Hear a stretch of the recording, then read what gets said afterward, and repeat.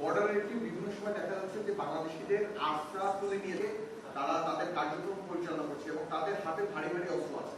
তাহলে এই অস্ত্রগুলো তারা কিভাবে থেকে পাচ্ছে প্রথমত, এবং বর্ডার আপনারা 1976 সালের পর থেকেই 3 পার্বত্য অঞ্চলে কাজ করে যাচ্ছেন এবং আইন শৃঙ্খলা নিয়ন্ত্রণ করছেন ওখানকার।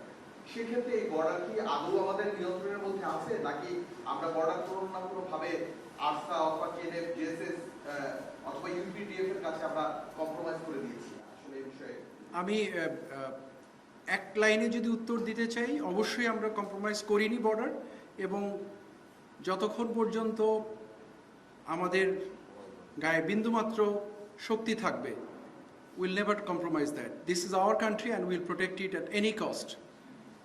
এটা আপনার দেশ, এটা আমার দেশ। এই দেশের সার্বভৌমত্ব বিনষ্ট হতে পারে কোনো একটা সম্প্রদায়ের মাধ্যমে, এটা কখনোই হবে না। এটুকু আপনার উত্তর বলতে পারি। আর যদি আর একটু গভীরে যাই যে আরসা অস্ত্র নিয়ে আসছে, মুভমেন্ট করছে, সে ব্যাপারে অবস্থান কি? দেখুন, বাংলাদেশ মিয়ানমার বর্ডার একটা অত্যন্ত জটিল পরিস্থিতির মুখে আছে এখন। এখানে কোনো মিয়ানমারের যে সরকার, যেটা আমরা বলি, যেটা তাদের সেই সরকারের অস্তিত্ব বিলীনের পথে। আরাকান আর্মি রাখাইন স্টেটটা অলমোস্ট দখল করে নিয়েছে, 85 থেকে 90% দখল করে নিয়েছে, কিছু জায়গা বাদে। সো এখানে, এবং আরাকান আর্মিও তো একটা অথরাইজ সংগঠন নয়।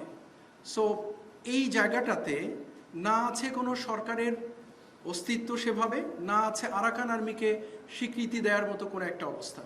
সো অল টুগেদার এই মুহূর্তে বাংলাদেশ মিয়ানমারের যে বর্ডার পরিস্থিতি, নিঃসন্দেহে এটা যে কোনো সময়ের তুলনায় সংবেদনশীল। তো সেক্ষেত্রে এই ধরনের কিছু আর্ম গ্রুপের মুভমেন্ট হওয়াটা অস্বাভাবিক কিছু নয়। বাট তার মানে এই নয় যে এটাকে আমরা স্বীকৃতি দিব, বা এটাকে আমরা দেখেও না দেখার ভান করবো, বা এটার ব্যাপারে আমরা পদক্ষেপ গ্রহণ করব না। এই ধরনের ভোলাটাইল একটা পরিস্থিতি, এরকম মুভমেন্ট হতেই পারে।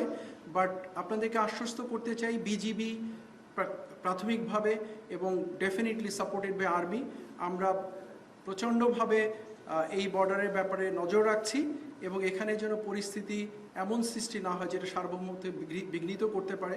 আমরা ওয়াকিবহাল আছি, কাজ করছি।